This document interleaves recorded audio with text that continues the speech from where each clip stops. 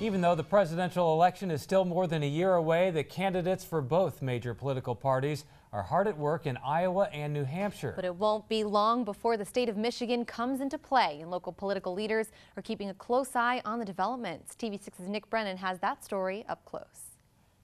You're the man, though. The 2016 presidential elections are more than a year away, but the Republican and Democratic presidential campaigns are gaining momentum all the time. The Republican field has many more campaigns cooking than the Democratic field at this early juncture, but even now, Marquette County's local parties are paying close attention to those leading the pack. The last poll I saw, Donald Trump was in the lead, and I do believe that Ben Carson is getting up there too, and also Ted Cruz, Marco Rubio. There's a bunch that are close. Well, obviously, Hillary Clinton and Bernie Sanders are way out front. We have three other candidates, Martin O'Malley, Lincoln Chafee, and Jim Webb.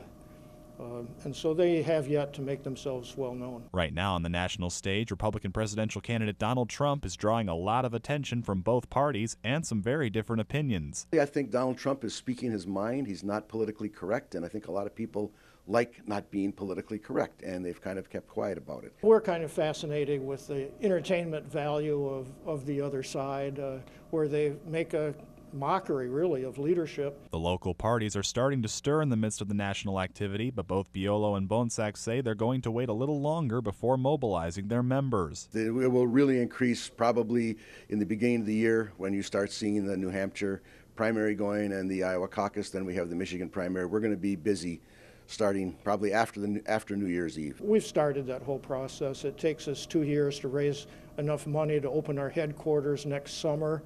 We'll open the headquarters in June, July. As for which candidate will win local support, both parties won't make that decision until the voters speak in the Michigan primary on March 8th. Nick Brennan, TV6 News, Marquette.